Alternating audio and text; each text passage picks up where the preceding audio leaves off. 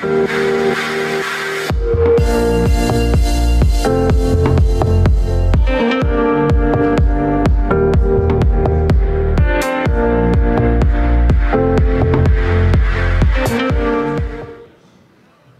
à toutes et à tous. Merci. Good morning, everybody, and thank you for being with us for this round table, which will address a very topical issue, health and common good. Before I give the floor to Olivier Garnier, who's going to talk about the various topics, I'd like quickly to introduce the participants. Inge Kohl, in fact, will not be here today. Olivier Garnier, you are Director General of the Bank of France, and you're also here on behalf of the French Institute of Economic Sciences.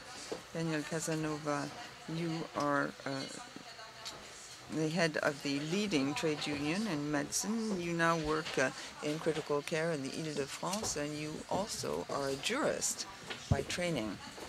Nathalie Coutinet, you're an economist at the Sorbonne University, Paris-Nord. You've specialized in industrial economics. You work on the analysis of the strategy of pharmaceutical firms, and you've done research on health policies in Europe and the economic dimension thereof. Christian Schmidt-Labrelli, you are in charge of Clésiac, a social welfare entity.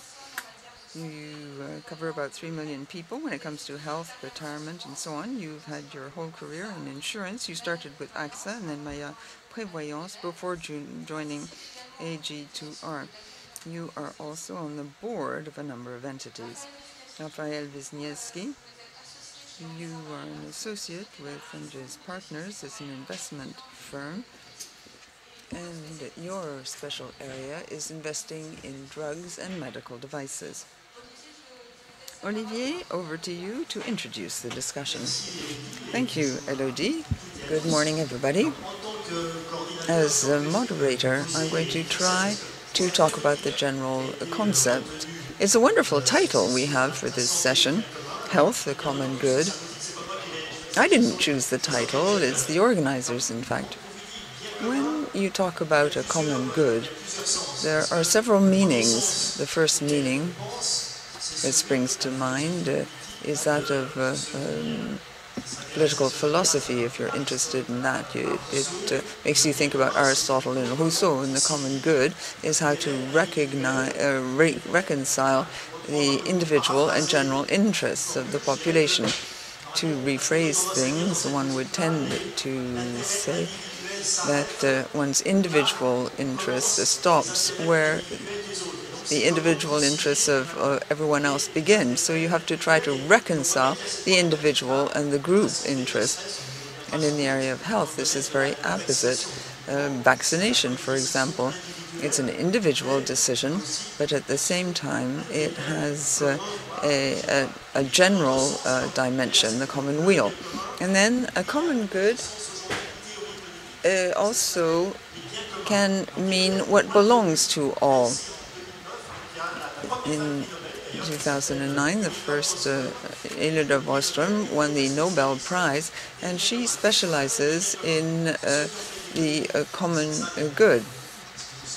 What exactly is this? We're at the Rencontre Économique, and it covers both private and public goods. A private good is what we call in economics something that is exclusive. If I buy a parking place and I put my car there, it means that nobody else can park their car in that same place. It's exclusive. I can add a door and a lock and chain to prevent other people from taking this parking space. Then you have what belongs to the public at large. There's no rivalry, no exclusivity. For example, national defense. If as a citizen I use, so to speak, the national defense, it doesn't mean that my neighbor can't do likewise. Everyone has access to this common good. So what we call the common good is something intermediary, in fact. This is something which entails a degree of rivalry, but it's not necessarily exclusive. The example in literature is, say, a fountain in a village. All the inhabitants of the village have access to this fountain, but if one person takes too much water, others will have less. So how do you regulate access to this water fountain, say? What I'm trying to say is that access to care is also a sort of a common good, because as we saw during the COVID crisis, there was sort of a traffic jam in hospitals. There were infinite numbers of patients streaming into a limited number of beds. So if Mr. X occupies one bed, there may be no bed available for Mrs. Y. And the same thing would apply to a certain number of treatments. So to wind up on this point and open the discussion, one can see that in terms of this approach, a common good, there's a problem of regulating access. Neither the market nor the state can totally regulate access. You have the issue of governance. How within the community can one organize things in such a way as to make good use of these common goods? And then you have an underlying issue, the financing, both public and private financing. Thank you, Olivier. Olivier, you were talking about regulation in hospitals. Gaëtan, you were at the forefront of this during the crisis. And what lessons did you learn in terms of governance? Thank you. Well, governance, I think, is very important. We all had the same reaction, in fact. It's the reaction of anyone who is aggressed, so to speak. If you are the victim of an aggressive attack, you tend to recoil. And the same thing happened during the first wave of the pandemic. We saw all the institutes sort of recoil. The ministry took decisions in an ivory tower and gave instructions to hospitals and the regional health agencies, which weren't always easy to apply. And hospitals tended to recoil as well.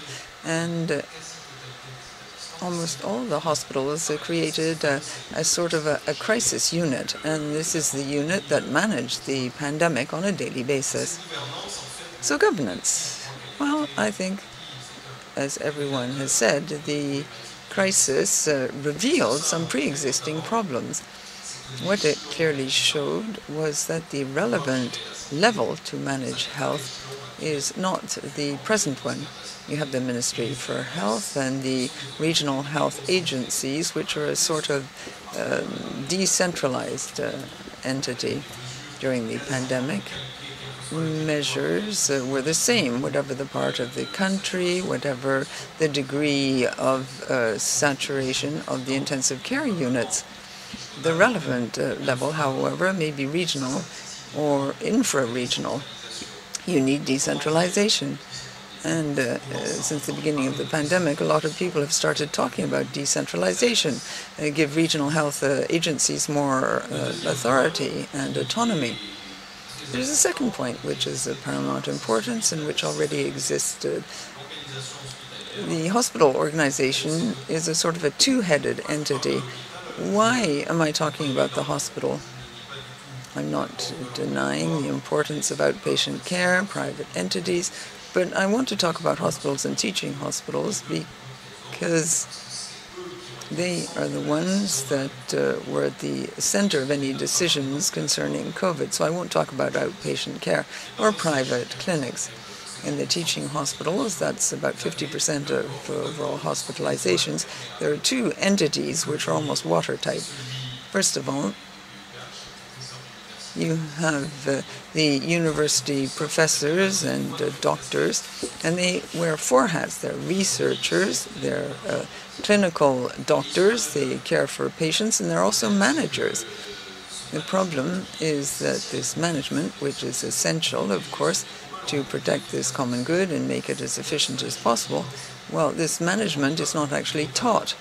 And so people just have to apply their talents, but not everyone is as talented So depending on the kind of manager you have, there were teaching hospitals or hospitals where things worked extremely well, and others where it was a total disaster. So all these university professors have a sort of parallel life compared with hospital management staff. Hospital management staff was trained in the same school, and we saw over the past few years that there were any number of difficulties. A hospital director, for example, would launch a multi-annual plan and start implementing the plan, and then after a year that person would leave and join some other unit. And that had endless consequences. We don't have much speaking time, if you could be quite short. It's a parallel operational system. I was in the intensive care in a big Paris-based maternity ward, and in this maternity ward, well, everything in the hospital has been digitized. All the patient files, records, everything except the maternity, which is unfortunate because it's one of the biggest ones in France. Why? Because the head of the department said, well, so long as I'm here, we're not going to digitize things. So there are secretaries who file away patient records, things get lost, and there's a loss of opportunity for the patient, of course, and costs increase. I wanted to give you this example because it shows how difficult it is when you have parallel systems of management. If we're to preserve this common good, we have to break down these barriers. Civil society, economists, architects, historians, sociologists, university, academia should be involved together with the private sector.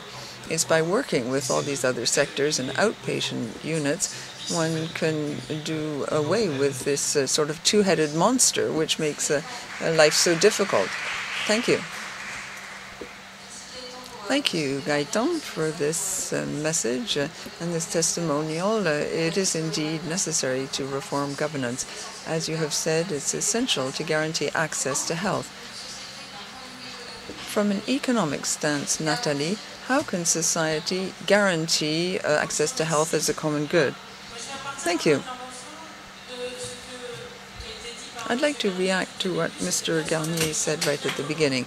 He talked about the common good, as defined by Ostrom a couple of years ago.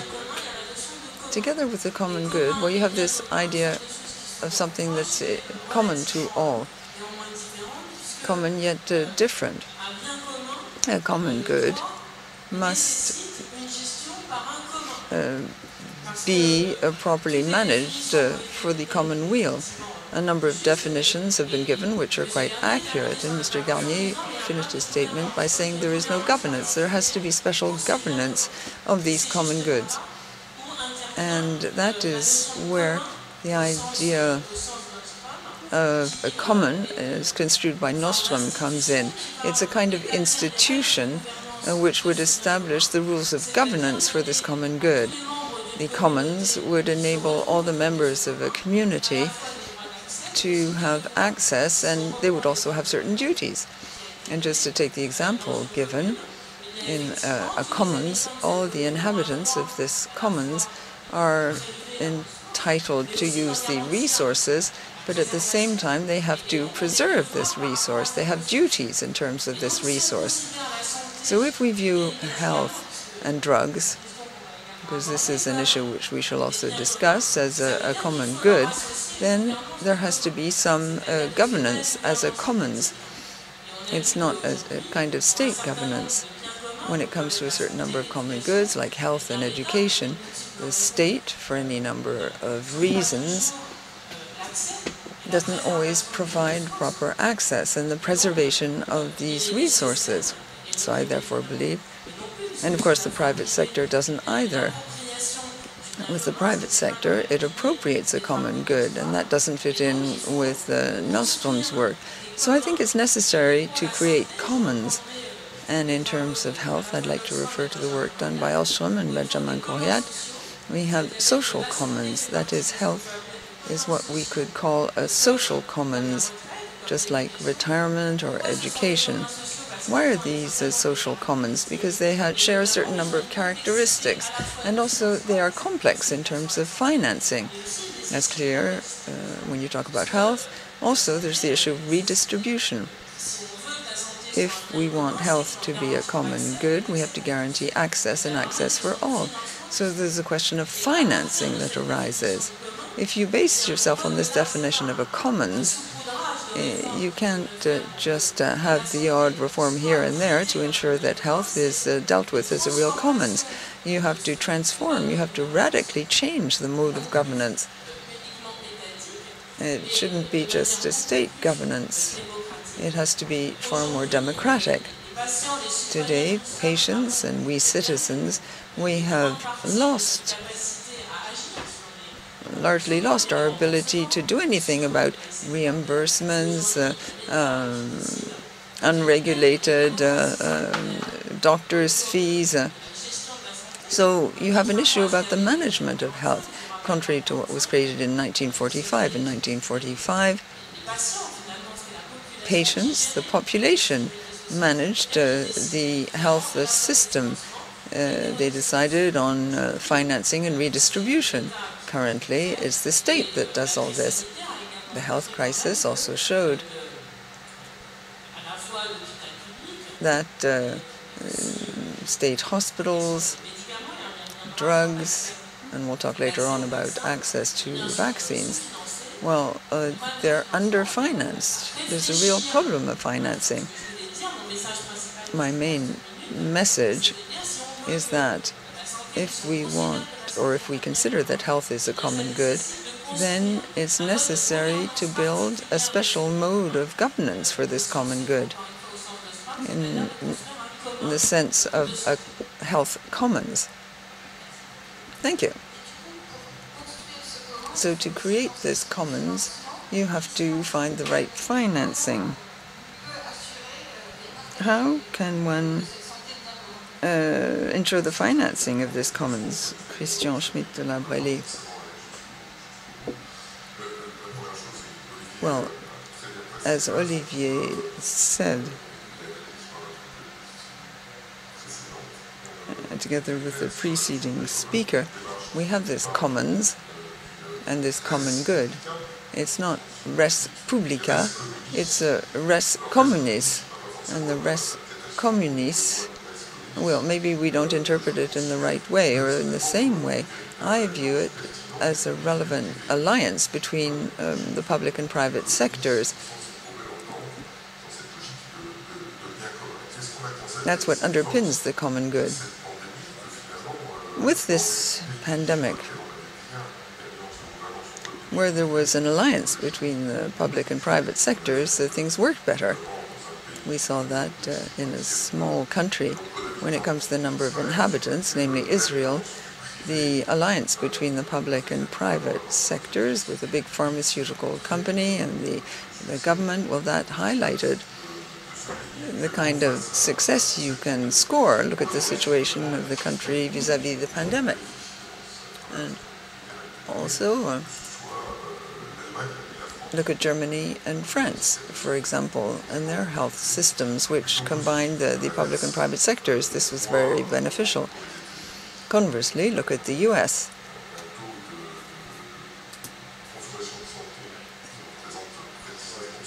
%19 of GDP is invested in health, but one can wonder about the results compared with France, for example, where about 13% only of GDP is invested. So it's advantageous to have a public and private alliance. Health has no price, so to speak. It's invaluable, and it's a right to have access to health care. And proof of the fact lies in the fact that all companies feel that health is a right. In France, it's a special social issue.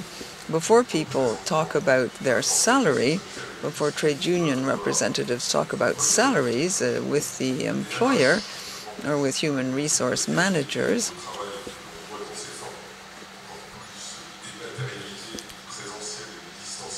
This is particularly clear now that we have to meet remotely.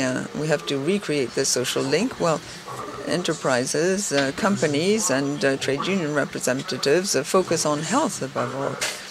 But companies don't deal with patients. They don't treat patients.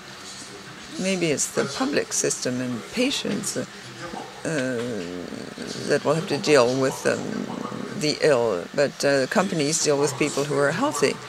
In terms of health, prevention, of course, is very important. Quality of life at work and prevention, organized by the social partners, is very active. People spend a long time at work. And life expectancy is higher amongst people who work than those who are unemployed. So the idea is to ensure proper prevention in road transport, passengers, travelers, etc. Certification is very important. You get your driving license at the age of 18 and you keep it for the rest of your life. But lorry drivers have to pass regular tests, and this is becoming mandatory. In this manner, it's easier to cope with addiction and behavioral issues, musculoskeletal disorders, and so on. Cafes and restaurants, too. There, a lot of psychological support was required, and efforts proved very positive in companies. In exchange for working from home, a lot of educational support is provided, and that boosts health. It helps people to manage their families while working from home. Thank you very much. So you're talking about the importance of partnership between the public and private sectors when it comes to health. You talked about vaccines and drugs. So, Raphael Wisniewski, how can one finance drugs? What have we learned over the last few months? Good morning. Well, health, the common good, that's the topic for today. I would like to talk about the good. And usually there has to be innovation in order to supply new goods, be they services on the hospital side, for example, or drugs and medical devices for the product side. That's my job. I work in medical innovation and I finance it. I'd like, in a nutshell, to say that there is very good news, but huge challenges that lie ahead. First piece of good news, as showed by the vaccine.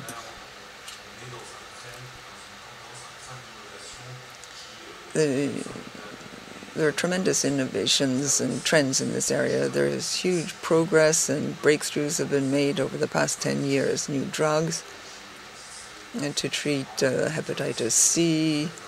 Major progress has been made in cancerology and so on. Of course, there's still unmet needs, but there are lots of new solutions arriving on the market. That's the good news. But this raises a challenge.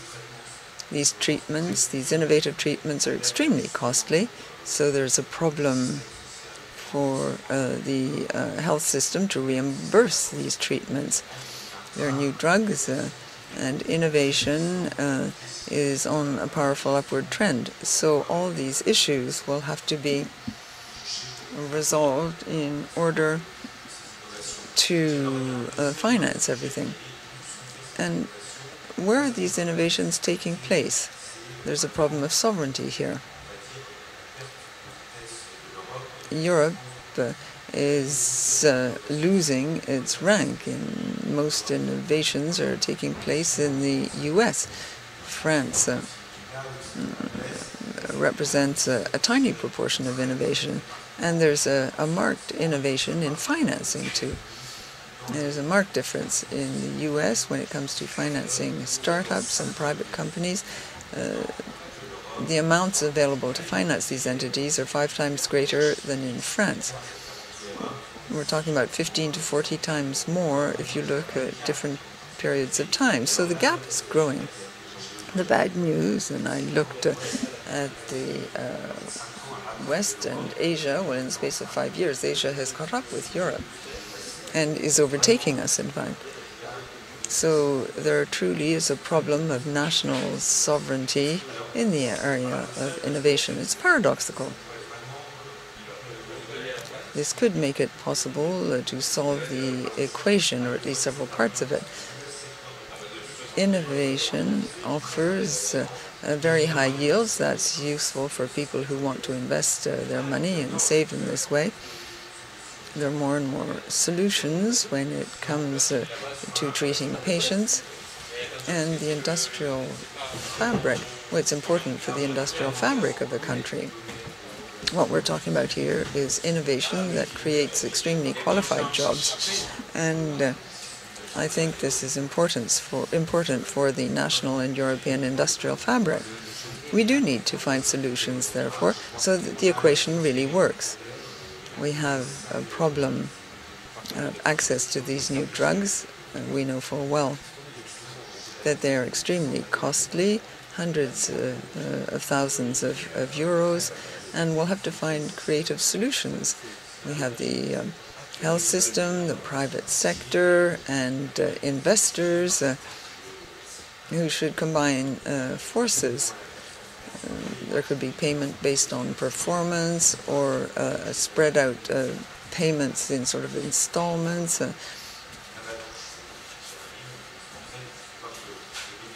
The benefits of these new treatments, gene therapy, for example, the benefits are tremendous for patients. So we must find a system which would make it possible to finance this over the years. Create a fund, for example, which would pay out money to the industry that develops these new drugs over a period of several years. The idea is to ramp up the system for financing innovation in Europe. Investment banks, for example. In the US, you have NASDAQ. We don't have the equivalent in Europe, and I do think we need to find a way to train analysts and find a better way to finance startups. There's such a huge difference between both sides of the Atlantic, and we have to invest more in technology, in life sciences.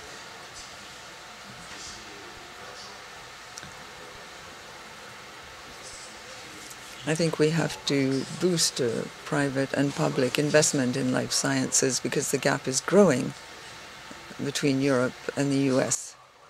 And I'm a bit afraid of the future and also what will happen in Asia. So, before opening the discussion between you, please remember that you can ask all of the questions you would like. I will pass them on. We'll be having a questions and answers session 10 minutes before the end of the session. But perhaps just to come back to what you were saying about drugs, Nathalie Coutinet, do you share that analysis? You know, the financing problem in relation to drug and the role of private and public sectors. Yes, in drug financing, we've seen this with the example of the anti-COVID vaccine, public financing that is very important. Not just in France, in Germany, in the United States, the state was really very much involved in financing research. And then, of course, the pharmaceutical sector also financed, and startups also financed this research. What I'd like to add is, because we're talking about commons, perhaps this might seem utopian, what I said earlier on, but let me give you a concrete example, an example of a common that does research and manufactures drugs. And so it's possible, and it escapes the traditional private-public logic. It's a different kind of logic. In Switzerland, there's an NGO called DNDi. Some of you perhaps know this NGO, and it's involved in research and development. It finances research and development to develop treatment for rare, forgotten about illnesses, but also antibiotherapy, because you know that today the big challenge is related to antibiotics. This NGO works with Sanofi, for example. So it has private partners that are well known, but its logic is based on access to treatment. It's not based on financial profitability. So the first approach of GNGI, when it sets up a research project, the first thing it does is to think about the price of the drug that may stem from the research and see how that price might be afforded by the different buyers in different countries. So they discovered notably a treatment against malaria. It's working on COVID and hepatitis C. So this model shows, obviously I don't have time to go into the details of why it's a common, but you know, if you want to find out more, go and have a look at this Swiss NGO, because it discovers drugs, it produces them, it delivers them to different markets at different prices depending on the level of revenue of the country. So this just goes to show that you can be involved in R&D and find drugs, medication in a different way rather than just managing intellectual property. Perhaps Christian Schmidt from Clésia, this question of the access of developing countries to vaccines and treatment. We've seen that today that the vaccine is supposed to be a common good, but there's a big gap between the West and other countries. What is your point of view? How can we guarantee better fairness in terms of access to treatment? So the COVID question is the exception that proves the rule. When we think about private-public partnerships, if this is an example, it's the only example where the private sector doesn't make any money. You know, whether we're talking about the laboratories or whatever. So this is not generally what happens when we talk about malaria or other actions in the broad sense of the term. It's true that we've got a system that is organized in this way. You know, this logic of res communis. Yeah, I'm thinking about Africa and others. No, there's this notion of res publica, the intervention of states trying to contribute to protect themselves, making sure that the vaccines are distributed more broadly. So here again, we're seeing that there is a public approach. The idea is not just to work in its own field of activity, but to go further and to work towards the common interest. So what Nathalie Coutinier was saying about this very specific example and what you were saying, could you comment on that? I very much understand the problem of antibiotherapies, because we finance that sector. It's very complicated because at the end of the day, you know that drug research is very, very costly, and it's based on a lot of random events. There are very few winners, in fact, because at the end of the day, you know, it's easier to lose than to win, let's say. So it requires an enormous amount of capital. It means sharing risks, and there are some sectors where, at the end of the day, you know, if you're not dead on arrival, you after failing, well, you won't get your money back. So there's very little return on investment, especially when it comes to antibiotics. So generally, we try not to use antibiotics so that we don't create any resistance to antibiotics. You know, the antibiotic model it's collapsed. And if we don't solve that problem, well, it's our fault collectively, because at the end of the day, you know, we might go into hospital for something and then die of some kind of nosocomial disease, a hospital-acquired illness. I think there are lots of different models. And the reality of the situation is that for those who are taking risks, they need to have some kind of fair return as part of the general health system. Because let me remind you that 2/3 of medical innovation stems from startups that take risks. They take out a risk on one specific drug in order to provide a solution. And when you're looking at all of these vaccines, almost all of them were created by startups. Gaëtan Casanova, Olivier Gardien, in the introduction to the debate, focused on vaccines as a common good because we need them to protect ourselves, but it's also a collective choice. Now, the question of the vaccine in hospitals is really a focus of attention. I'd like to have your reaction to that. And there was also what Nathalie Coutinet was saying about the lack of democracy in health and the involvement of the different patients and actors. How do you get patients more involved in the health system? Thank you very much for this dual question. So the question of being obliged to be vaccinated. In principle, I tend to be opposed to any kind of healthcare obligation, whatever kind of treatment we're talking about. However, you know, this is very important, this topic. Why do we get vaccinated?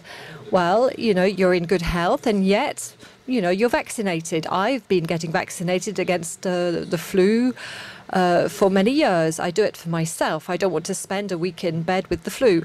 But I do it for myself, but I also do it for my patients and for my friends and family.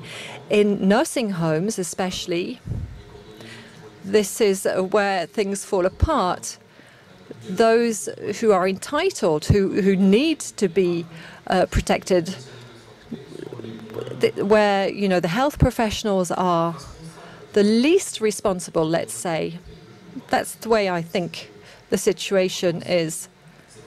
So there's this awareness of the need to do it for others that's part of our commitment. That's what should encourage us to get vaccinated. But unfortunately, I'm beginning to see that not everybody believes that that is true. So maybe we need to introduce a law or some kind of regulation. So going back to the other question, how do we reinstate health democracy? How do we go about that? I'm going to say something that's hard for the medical professionals. So a doctor is the person, it's like saying that a doctor explains to a mechanic how to repair a car. You have to start by understanding your limits and the need to get others involved, other professionals, so the nurses, the technical members of staff, etc., and the rest of civil society. We're seeing this today. We were talking about management earlier on, you know, getting HR people involved from the private sector. So when they open the door of a hospital, they close it straight away. They say, what is this awful place? It really is a terrible microcosmos that we're seeing there. So this democracy, it's not marketing. We realize that when you've got somebody who knows how to lead a debate, somebody who knows how to present ideas, you know, we're always more intelligent, aren't we? We all have a point of view. We're all very malevolent. But this, you know, so this brings out ideas that are quite intelligent. There's something that I would like to finish with. You know, we're talking about medicalizing governance. So if we make governance medical, it means coming around a table. But the best thing that hospitals can do, that the political world can do for us, is to dilute us, rather than bring us around a table. Yeah, feel free to ask your questions. Perhaps a microphone will be brought along.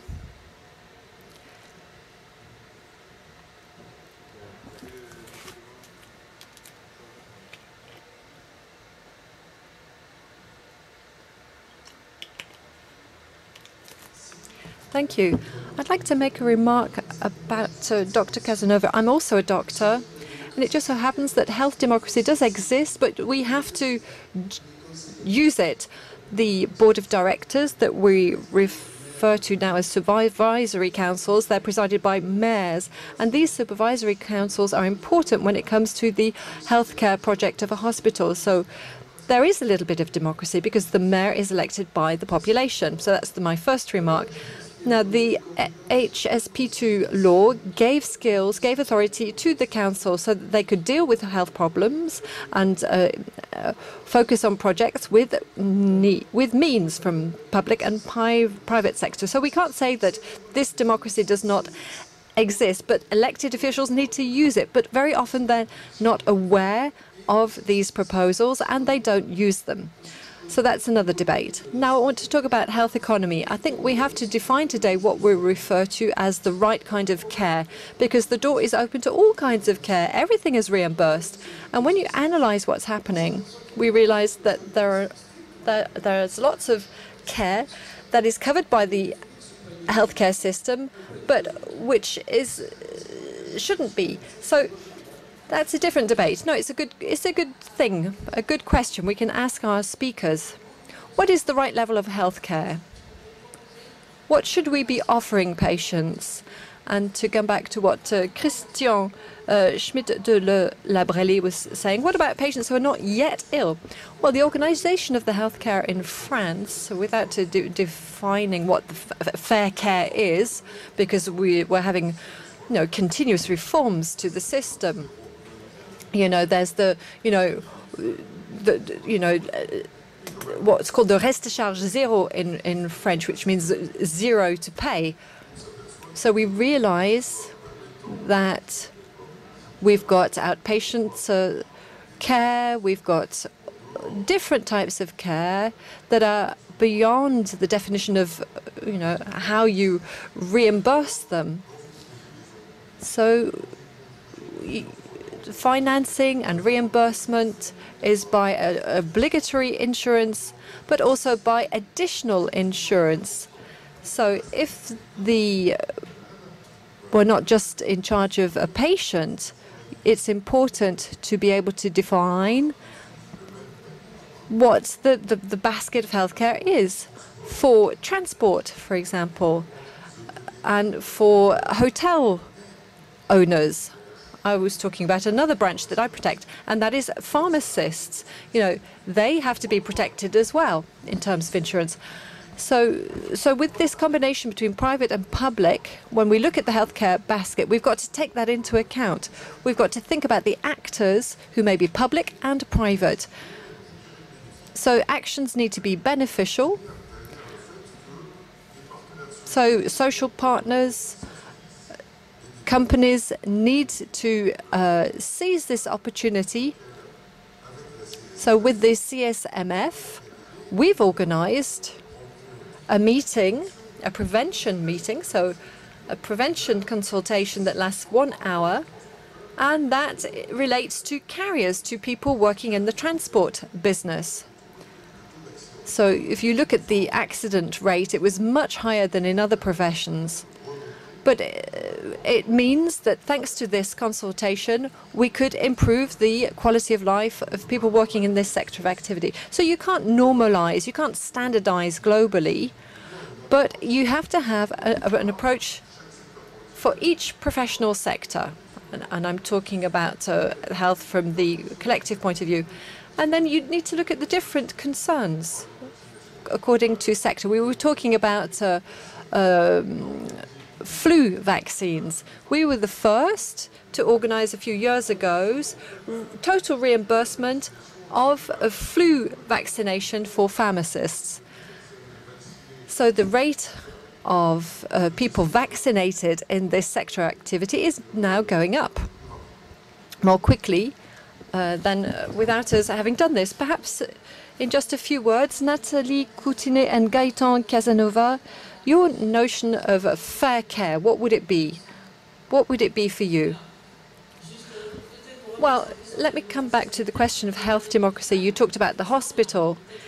Perhaps there's a little bit more health democracy in the hospital, but there isn't when you think about care that's reimbursed or not reimbursed. It's the state that decides on that. So there's no consultation. Do citizens prefer to be reimbursed for this kind of care, but not for this kind of care? There's no discussion about that. So citizens might prefer to pay more for health care, but have better coverage. These are questions that are never come up. It was decided that we had to contain health expenditure, and we know that the cost of healthcare and the cost of drugs are tending to go up. So these are not questions that are debated collectively. I'm not trying to impose my point of view. I'm just saying that there's no health democracy there, and I think it's a problem. Now, with respect to the healthcare basket that's covered by the healthcare system, well, you've got the obligatory insurance, the compulsory insurance, and then you've got the additional insurance. Sometimes the additional insurance is terrible because, sometimes the state imposes on companies that they take out this additional insurance. And often, if you take outpatient care, it's 50% that's covered by health insurance. If you don't have an additional insurance, if you don't have the right kind of additional insurance contract, then if the practitioners go over the standard price, then that's not going to be covered by your additional insurance if it's not a good additional insurance. So that's why I think that we have to redefine collectively what we want to be covered by the healthcare system. If we decide it's less, and we decide that democratically, well, then it will be less, but we need to do it democratically. Gaëtan. Yes, sorry. Let me just take one last question, because we're arriving at the end. I just want to come back to common good. Health is an essential common good because it's about life. You talked about financing. I think that there's a relationship with politics. We've just heard a candidate to the the French presidents. We talked about security. We were hearing about austerity. I wonder how you can impose health as a priority at the end of this crisis. So, Gaëtan Cazeneuve, would you like to answer, but very quickly? Yes, I'll be concise. Unfortunately, sir, the subject will not be on the agenda, not because I don't want it to be on the agenda. Of course I want it to be on the agenda. But I think that the political authorities, it's in their interest not to talk about it too long and to try and turn the page. So that's where the answer is. It's pragmatic. It won't be on the table, I doubt. And just 1 minute about what you were saying earlier on, about fair care and financing. We've got a financing system that's based on activity. I won't go into details, but the more activity you have as a specialist, the more you earn, or as a GP. So there are good and bad sides to this. The idea is to get a culture of quality in the hospital. It doesn't exist. We've got to have medical, economic criteria. We've got to have criteria that's focused on quality as well. Because so far today, if you multiply acts, then you get more money. It doesn't matter whether the acts or the actions, the procedures were efficient or not. We've got to think about how to spend properly in the healthcare sector. Thank you very much for all of your ideas, and I'm going to hand over to Olivier Garnier for the end. We've just got 1 minute, so I won't draw any major conclusions, but just in 30 seconds, let me say what I draw from this debate. There are some good news and some bad news. The good news is listening to all of you with your very different types of experience. You come from the hospital or elsewhere.